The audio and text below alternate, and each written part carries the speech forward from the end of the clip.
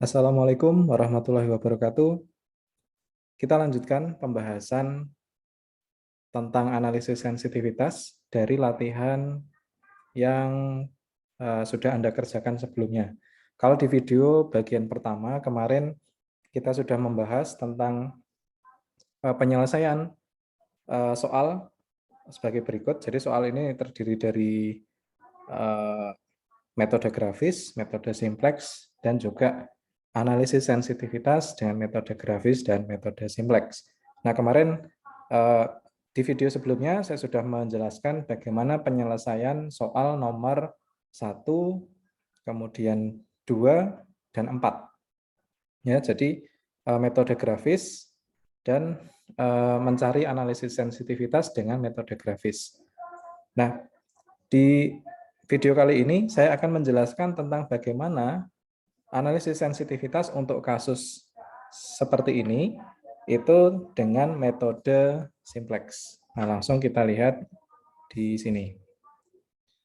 Nah, jadi untuk mencari jawaban nomor 5 itu tentu mau tidak mau kita harus selesaikan dulu metode simplexnya ya. Jadi kita harus cari dulu titik optimum dengan metode simplex. Karena apa? Untuk mencari analisis sensitivitas itu nanti kita membutuhkan tabel akhir atau tabel optimum dari simplex atau tabel simplex akhir. Nah, di sini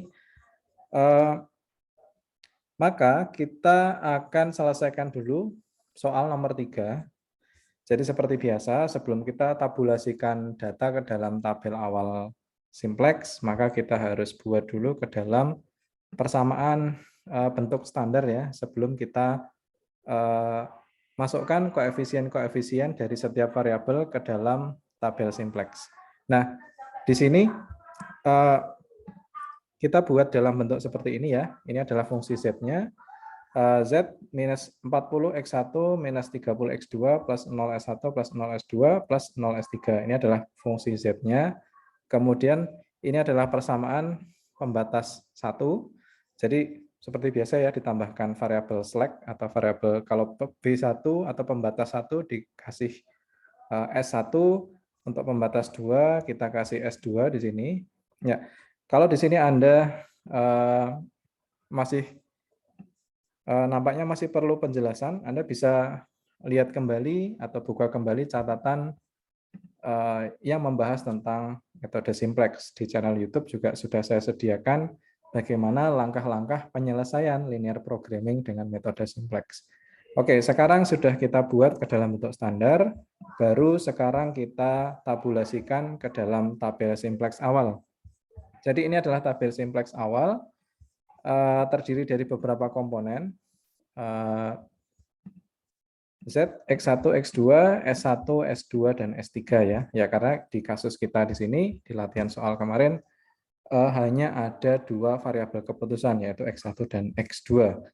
Sedangkan pembatasnya ada 3, maka ada 3 variabel slack, atau S1, S2, dan S3. Oke, caranya seperti ini. Kemudian langkah pertama adalah dicari dulu kolom entering variable. Kalau kita lihat di sini, kriterianya adalah kita cari koefisien di baris Z, koefisien yang nilainya paling negatif. Nah, di sini teridentifikasi X1 adalah yang memiliki koefisien yang paling negatif. Itu yang akan kita pilih nantinya sebagai entering variable.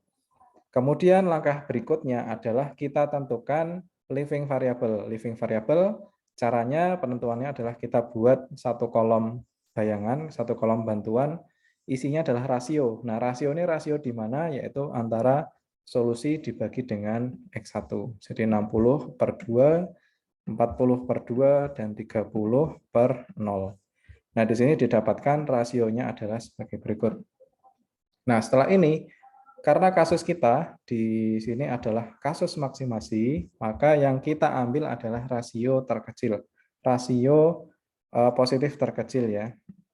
Nah, di sini kalau kita lihat, yang terkecil adalah 20, maka baris S2 ini yang menjadi leaving variable. Nah, jadi S2 ini nanti akan digantikan oleh X1 masuk ke sini.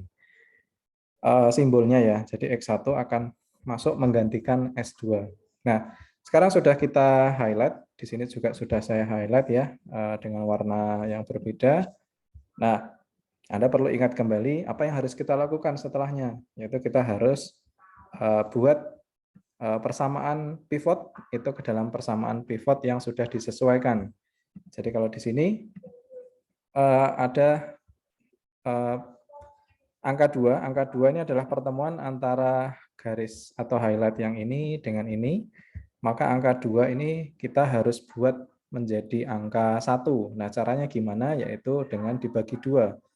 Ya, jadi kalau ini dibagi 2, maka seluruh angka di sini pun juga harus ikut dibagi 2. Nah, Anda bisa lihat hasilnya. Anda perhatikan di baris X1 di iterasi 1 ya. Jadi S2 sudah berubah menjadi X1. Karena S2 sudah menjadi living variable, X1 menjadi entering variable. Nah, angkanya Anda bisa lihat seperti ini ya. Nah, kalau Anda perlu penjelasan ulang, Anda bisa tonton kembali video yang telah membahas tentang metode simplex. Nah, kemudian kalau ini sudah kita buat menjadi 1, maka kita harus usahakan semua nilai yang lain yang ada di kolom X1 ini menjadi angka 0. Jadi min 40 ini gimana caranya biar menjadi 0 dengan memanfaatkan persamaan yang ada di sini atau yang sudah kita ubah menjadi ini. Maka caranya adalah minus 40 ditambah dengan 1 kali 40. Cara yang sama juga sama dilakukan untuk satu baris. Nah, ini caranya juga ada, Anda bisa putar kembali video tentang metode simplex. Nah, singkatnya kita sudah dapat iterasi 1 atau tabel iterasi 1, Anda bisa lihat kembali di sini juga lainnya sudah 0 dan hanya menyisakan di kolom X1 ini hanya angka 1 ya di titik pivot di sini. Nah, kemudian langkah selanjutnya adalah sama seperti kita yang sudah kita lakukan tadi, yaitu kita cari nilai yang angkanya paling negatif, yaitu di sini adalah di baris Z ya. Kita cari yang paling negatif adalah minus 10, alias X2 ini nanti akan menjadi entering variable. Kemudian sudah ketemu entering variabelnya, kita identifikasi living variable. Living variable caranya adalah kita buat kolom bantuan untuk mengisi nilai rasio. Rasio didapat dari mana? Solusi dibagi dengan kolom entering variable tadi. 20 bagi 2, 20 bagi 0,5, dan 30 bagi 2. Didapatkan rasio sebagai berikut. Nah, setelah ini, karena kasus kita maksimasi, maka kita cari rasio yang paling kecil, yaitu di sini, S1. Nah, cara yang sama ini kita buat jadi 1, maka caranya adalah dengan dibagi 2 ya, karena di sini ada angka 2, maka itu pun berlaku untuk semua yang ada di baris S1, semuanya dibagi 2. Nah, hasilnya adalah sebagai berikut, ini untuk baris S1 sudah berubah menjadi X2. Karena apa? X2 adalah entering variable, S1 menjadi living variable. Jadi X2 menggantikan S1. Oke, singkatnya dengan cara yang sama, dengan metode simplex, yang tentu Anda harus sudah kuasai dulu ya sebelum masuk ke pembahasan analisis sensitivitas. Kemudian kita dapatkan tabel optimum sebagai berikut. Nah, dari tabel optimum kita bisa lihat bahwa Z-nya itu adalah 900, didapatkan dengan X2 sama dengan 10, dan X1 sama dengan 15. Dengan menyisakan ada sisa pada pembatas 3 atau ini kita simbolkan dengan slack 3 ya, atau S3 sebesar 10. Jadi ada sisa sumber daya 3 atau ada sisa di pembatas 3 itu sebesar 10. Nah, oke, ini adalah tabel optimum. Sekarang untuk berarti ini kita sudah menjawab pertanyaan nomor 3 ya, tentukan nilai optimum dari fungsi linear programming dengan metode simplex. Jadi hasil tabel simplexnya ini solusi optimum 900 dengan X1 dan X2 dengan ya X1 dan X2 adalah 15 dan 10 dan status sumber daya S3 adalah longgar ya karena masih ada sisa 10. Oke, sekarang kita jawab pertanyaan nomor 5. Lakukan analisis sensitivitas untuk memperoleh rentang nilai C1, C2, B1, B2 dan B3. Nah, Anda bisa lihat kembali sebelum saya lanjutkan, Anda bisa lihat kembali contoh yang ada di slide materi tentang analisis sensitivitas. Jadi di sana kita harus buat beberapa matriks terlebih dahulu. Pertama ada CB, CJ, dan YJ. Ini adalah matriks yang akan kita gunakan untuk mencari rentang nilai C, C1 dan C2. Dan kita juga punya matriks B-1, B pangkat min 1, dan juga ada matriks BI. Ini yang akan kita gunakan untuk mencari rentang nilai B, B1, B2, dan B3. Oke, sekarang kita lihat bagaimana cara pengerjaan atau mencari rentang nilai C dulu ya, C1 dan C2. Nah, kita siapkan dulu matriks CB. Matriks CB ini kalau Anda lihat di slide itu kan dia matriks 1x3 ya. Nah, urutannya seperti apa? Bagaimana cara kita menyusun? Kita lihat acuannya itu dari tabel optimum ya. Di tabel optimum di sini di kolom di basis ini sudah berubah X2, X1 dan S3. Artinya nanti di matriks itu kita tulis secara urut ya. Ini adalah koefisiennya X2, koefisiennya X1, dan ini koefisiennya S3. Karena berdasarkan urutan yang di sini ya, X2, X1, S3. X2, X1, S3. Maksudnya koefisiennya ya. Atau koefisien dari X2 artinya adalah C2. Nah, C2 kan kalau dilihat dari fungsi linear programming-nya, C2 adalah 30, kemudian C1 atau koefisiennya X1 adalah 40, masuk sini, dan koefisiennya S3 ya. Ini ingat sekali lagi mengacu polanya dari sini, X2, X1, S3, X2, X1, S3. Nah, koefisien dari S3 adalah 0, kita masukkan sini. Nah, CJ ini adalah sisanya, yaitu S1 dan S2 yang tidak masuk di dalam matriks CB. Nah, kemudian setelah itu kita siapkan matriks YJ. Matriks YJ adalah yang kita ambil dari kolom yang tidak menjadi basis. Kalau di sini S3 di sini kan tidak diubah ya, dia tidak menjadi living variable. Nah, maka di sini itu tidak kita gunakan sebagai kolom YJ. Ini berbeda dengan contoh soal yang Anda pernah lihat di slide tentang analisis sensitivitas dengan metode simplex. Nah, karena di sini contoh kasus di sini adalah kebetulan yang menjadi living variable tadi adalah S1 dan S2, maka yang kita ambil sebagai YJ itu atau matriks YJ adalah yang di bawah kolom S1 dan S2. Jadi kita ambil, kita copy, taruh di sini. Oke, jadi di sini saya tidak mengajarkan tentang Excel-nya ya, tetapi konsep pembentukan matriks yang ada. Nah, oke, sekarang kita lanjutkan ke penentuan batas C1. Tadi polanya adalah X2, X1, S3. Maka di sini adalah koefisien C2, C1, dan ini koefisiennya S3. Nah, berarti C1 itu kan letaknya di tengah ya. Karena polanya X2, X1, S3. X2, X1, S3. Maka C2, C1, S3. Nah, kita mau cari C1, maka C1 ini koefisien ini kita umpamakan dalam bentuk variabel. Jadi 30 atau C2 ya. Jadi kalau ingat kemarin di analisis sensitivitas grafis itu kita kalau mau mencari rentang C1 maka C2-nya kita buat tetap.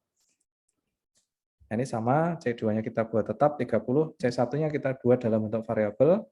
dan ini adalah 0 karena koefisien dari S3 ya. Kemudian kita kalikan dengan matriks ini, yaitu kita ambil sisi yang sebelah sini.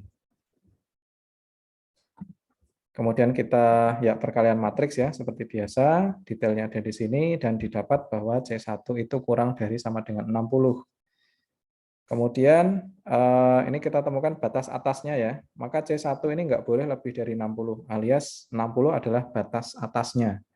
Nah sekarang batas bawahnya kita masih gunakan matriks ini, 30, C1, dan 0. Kemudian kita kalikan dengan sisi YJ yang sebelah kanan di sini.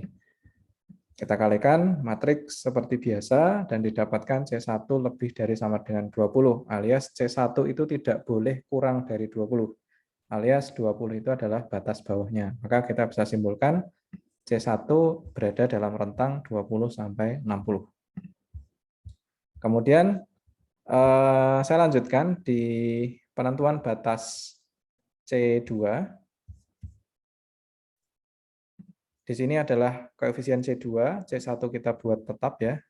Kita ambil dari sini tadi, 40, kemudian 0 sama, kita kalikan YJ yang sisi kiri, kolom yang pertama, untuk mencari batas pertama, didapatkan, dan ini harus lebih dari sama dengan 0 ya, hasil perkaliannya, maka didapat C2 lebih dari sama dengan 20.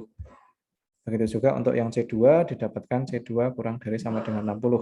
Nah, di sini kita dapatkan intervalnya adalah 20 sampai 60. Dan ini kalau Anda bisa cross-check dengan cara kemarin, ini juga sudah sesuai ya dengan cara yang kemarin, metode grafis. Baik, kemudian kita lanjutkan ke penentuan batas B1. Nah, kalau di B1 kita menggunakan matriks yang di sini ya. B-1 dengan matriks BI. Nah, kita gunakan matriks seluruhnya. Kemudian, nah, matriks BI ini dapatnya dari mana? Yaitu dilihat dari fungsi tadi ya. Di fungsi yang ada di soal, ini adalah pembatas nilai B1, nilai B2, dan nilai B3, 60, 40, 30. Kita rekap dalam matriks ini. Ya, untuk B-1-nya kita ambil utuh dari sini, dari kolom S1, S2, dan S3. Oke, kita lanjut ke penentuan batas B1, ini adalah matriks B-1 tadi, kemudian ini adalah matriks BI, di mana kalau kita mau tentukan batas B1, maka B1 kita buat variabel, dan B2 dan B3 ini adalah tetap. Oke, kemudian perkalian matriks nanti akan muncul 3 baris ya, berarti ya. Baris pertama berarti kan ini kali ini, tambah ini kali ini, tambah ini kali ini. Dapatnya hasilnya ini. Kemudian untuk yang baris kedua sama, 0,25 kali B1, tambah 0,75 kali 40, tambah 0 kali 30. Hasilnya ini. Begitu juga dengan yang bawah, dan dipastikan semua persamaan itu lebih dari sama dengan 0. Didapatkan hasilnya adalah sebagai berikut, kita ambil batas yang masuk ke tiga-tiganya di sini. Kita lihat B1 itu harus lebih besar sama dengan 40. Maka ini adalah batas bawahnya. Kemudian di sini ada 2 batas atas nih. B1 itu harus kurang dari sama dengan 120 atau harus kurang dari 70. Maka kita ambil batas yang terdekat, yaitu yang 70. Maka rentangnya adalah 40 sampai 70. Dan ini kalau kita cek lagi ke solusi di metode grafis kemarin, harusnya sama ya, 40 sampai 70. Dan di sini sama, kemudian penentuan batas B2 caranya sama, dan yang kita modifikasi adalah BI ya, matriks BI. B1-nya kita kembalikan 60. Kemudian karena kita mau cari rentang B2, maka B2 yang kita buat dalam bentuk variabel. Perkalian matriks seperti biasa, nanti akan menemukan beberapa pembatas, dan kita pilih batas yang terdekat di sini ya. B2 harus lebih dari sama dengan 20, tapi juga B2 itu harus lebih dari sama dengan 30. Maka yang kita pilih adalah yang 30 ya. Oke, 30, kemudian B2 harus kurang dari sama dengan 60. Maka rentangnya sebagai berikut. Nanti Anda cek juga dengan grafik. Di sini sama ya. Kemudian untuk yang batas B3, ini kita perkalian seperti biasa, dan kebetulan di sini B3 dikalikan dengan 0 ya. Maka berapapun B3 tidak akan berpengaruh di sini. Maka kita buat infinite. Kemudian di sini juga sama, berapapun B3 tidak akan berpengaruh. Maka kita tulis infinite. Nah, kebetulan untuk yang persamaan yang bawah, kita dapatkan seperti ini, dan B3 lebih dari sama dengan 20, alias batas bawah B3 adalah 20. Dengan batas atas adalah sembarang ya, atau tidak terhingga, atau infinite. Oke, jadi itu pembahasan tentang analisis sensitivitas dengan menggunakan metode simplex. Silahkan dilihat kembali, dipelajari untuk lebih memahami bagaimana penyelesaian kasus linear programming, khususnya analisis sensitivitas dengan menggunakan metode simplex. Oke, wassalamualaikum warahmatullahi wabarakatuh.